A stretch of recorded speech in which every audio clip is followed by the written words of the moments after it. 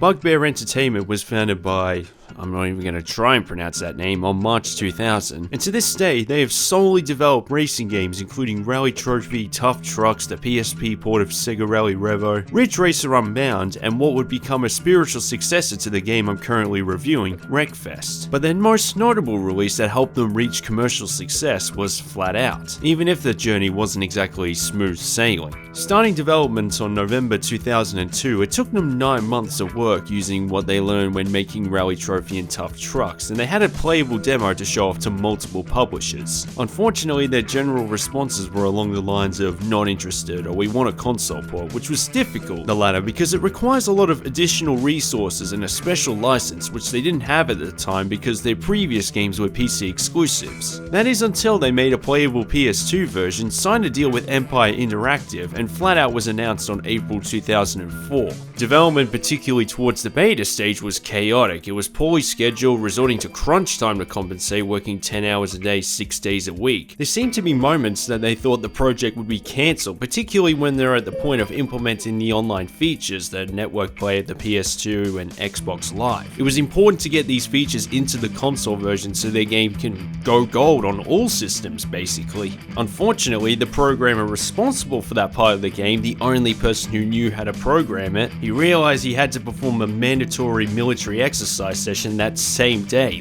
literally hours before he was meant to do the exercise. Basically, his lack of presence that day would have caused the game to be delayed to next year, which would have been catastrophic for Bugbear. But fortunately, the next morning, the team persuaded the major running the exercises to postpone his session on that day. The meeting went well and FlatOut went gold at the last possible moment. Now, it wasn't the only reason, but just imagine nearly 2 years of work and millions of dollars all went to waste because one of the developers forgot to postpone his military exercise. In fact, the major that let the programmer off the hook is in the game's credits as a special thank you. This story was told by Jussi Laakkonen, who did a presentation in 2005 detailing how FlatOut came to be, which I strongly recommend watching if you're a fan of this game. The link is in the description. FlatOut was released on November 2004 in Europe, July 2005 in North America, and Japan by October for the PC, PlayStation 2 and Xbox. The first multi-platform game to come out of Finland. Max Payne, for example, very successful, but the console ports were made by different subsidiaries of Rockstar after they acquired the rights to the franchise. I'm talking about all versions being made by one game developer in Finland. It was a landmark achievement at the time.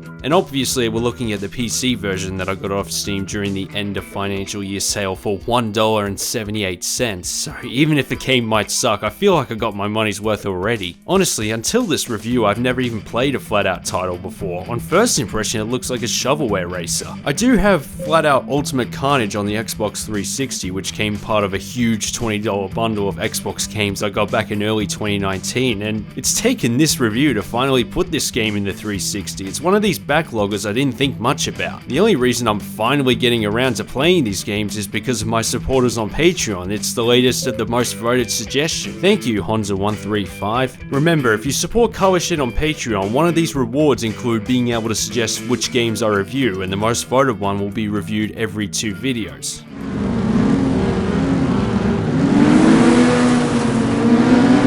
The first thing the team asked themselves when development started was, wouldn't it be cool to drive over 200 kilometers and crash into things? There have been a lot of fast, bare-knuckle, metal-to-metal vehicular combat racing games over the last decade. It's focused on jumps, detailed vehicle damage, and for some, gravel terrain. So what makes FlatOut stand out from the rest? Set in forests, sand dunes, construction sites, quarries, and dedicated rallycross circuits, all of them feel highly industrial. It's almost like these workers were the ones that came up with this discipline of motorsport because they were bored on the job. Well, in reality, the developers' biggest inspiration was a motorsport highly popular in their home country known as folk racing. Anyone remember that Top Gear episode when James May met Mika Hakkinen and entered that race full of scrap metal? The way it works is you buy a cheap car and race it against other drivers that are evenly balanced performance-wise, and all the cars are sold at the end of the season, which prioritizes driving skill. That's FlatOut, folk racing in video game form. The first thing you do when entering the career mode is buy a car, win all the races in a class, unlocks a new one as well as another set of faster cars to purchase, and you use your previous one as trade value. Okay, there are modifications to give yourself the upper hand in these races, but the premise takes a lot of inspiration from folk racing is what I'm trying to say.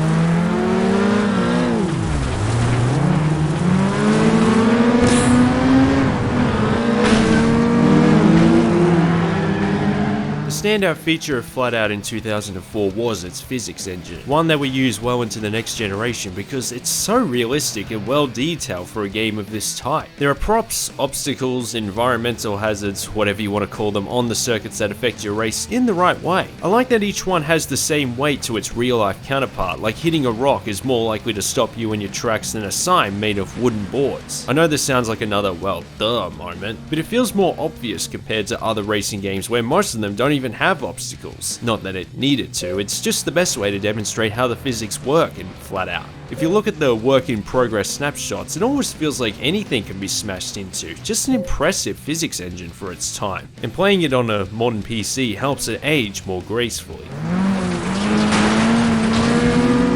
Also, anything that gets knocked over doesn't disappear at the end of the lap. They stay on the track the whole race, and some of them are in the way that you can't avoid them. Tree branches, gates, bulldozers, and cones. Why are they in the way? To make the races more interesting. No, it's alright, let's just race on it anyway.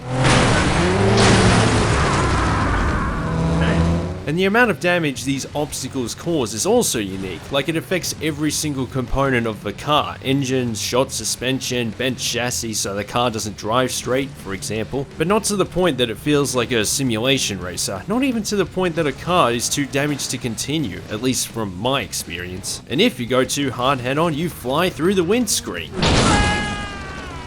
and flubber around like those inflatables you see at used car dealerships. He's probably regretting not putting on his crash helmet at the last minute. I mean, at least we know the front cover isn't a lie. The idea came during when Bugbear was pitching the game to publishers who requested a crazy idea to help it stand out. One publisher even asked if you could get out of the car and walk around because open world games are all the rage even today. Then during development, one person asked, what if we flew the driver out of the car?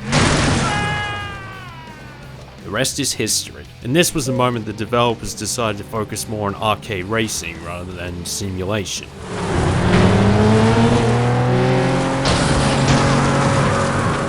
Though the hit detection can be very dodgy at times, and unlike takedowns in Burnout, these windscreen flies get old pretty quickly. You get more entertainment seeing it happen to the opponents because it's unexpected and more realistic seeing it from a distance. I mean, look at him fly. Must be driving a Red Bull sponsored car. Get it? Red Bull gives you wings. With everything surrounding the track, it encourages you to smash into everything in sight since you have a boost system that increases as you hit things, as well as earn bonus money in the career mode. For a while I wondered why, if there's vehicle damage that affects gameplay. But it was when I beat the game did I realize that there are a few perfectly placed obstacles that you can break without affecting your pace and still gain boosts. That's why, as you can see in the footage, there are some races where the boost meter was practically empty after countless attempts to win. Including one where I know the track enough that I didn't hit a single thing because I just wanted to win. You should see my fingers controlling the directional pads on the keyboard when I play this game. They dance like a thrash metal drummer. I'm really not exaggerating, this is me trying to control the car. Not implying it controls badly, you're just sliding almost all the time, and this is the PC so I don't have an analog stick. The driving mechanics are very simple, very heavy, but not in a bad way. The way the camera chases the car makes it feel like the steering delays for a second and that pushing the directional pad or analog stick harder would somehow make the car handle more tight. It feels obvious when cars are faster and racing on circuits as slow and tight as this one. Still fun to drive on these hazarded circuits nonetheless. It's an arcade race, so there's no reason they could have dropped the ball on the driving mechanics. Mind you, looking at the reception of FlatOut 3, it might be possible. The only thing that irks me about the controls is the reset button. It doesn't respawn you back onto the track whenever you want it to. See here, I'm actually repeatedly pressing the restart button during this moment so I can stay in the race, but it doesn't let you. With the time it takes to restart after a crash, after the driver went through the windscreen with all the broken bones on him or her, they can still run back into the car and continue racing faster than the game allows you to restart back onto the track. Know what I mean? I guess I can understand it. When you fly through the windscreen, it's part of what makes this game stand out and it encourages the player to drive more carefully and reckless at the same time. There were just so many moments when it cost me the whole race, even if I had a near flawless race up to that point, since they can be unpredictable, which I'll go into more detail in a minute. It's honestly a nitpick.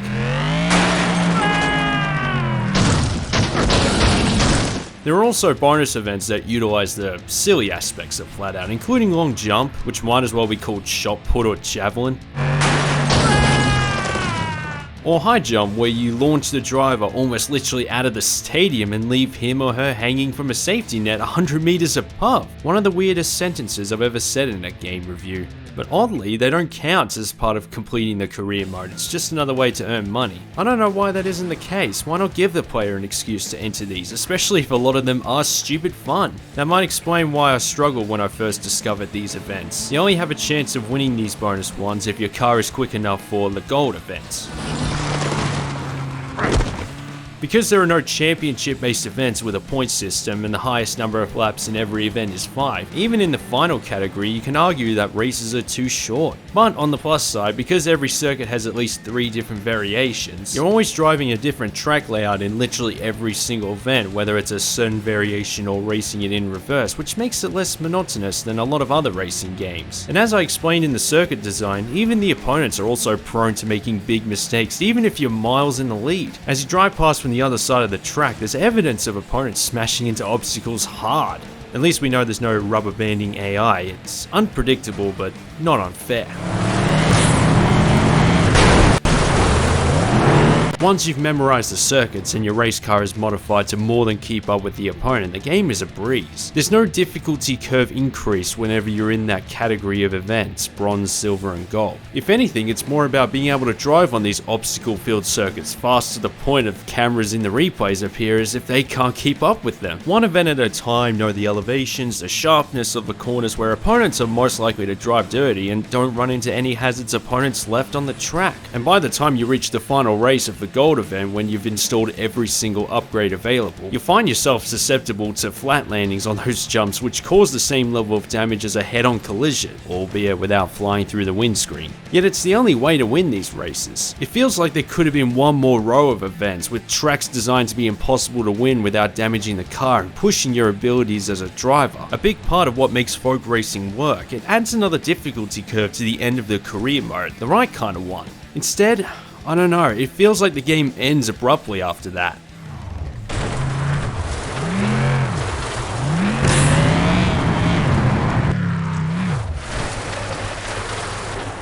For a racing game with a title and cover that screams shovelware, at the time anyway, it's not bad. Apart from the physics engine, there's nothing revolutionary brought to the genre. There are plenty of racing games that almost feel like folk races in their own right, like Destruction Derby, or even some of the dirt events from Touring Car Race Driver 3 and Grid. But rarely do we see a video game dedicated to folk racing in that way. Only a developer from the Scandinavia region could do justice. FlatOut was a game that turned Bugbear Entertainment from a PC racing game developer to a multi-console developer that would eventually be purchased by THQ Nordic in 2019. I haven't given its sequel Ultimate Carnage a proper go yet, it's supposedly even better, but the least I can say is for $1.78 I definitely got what I paid for. FlatOut is solid enough that I'm interested to see what's next.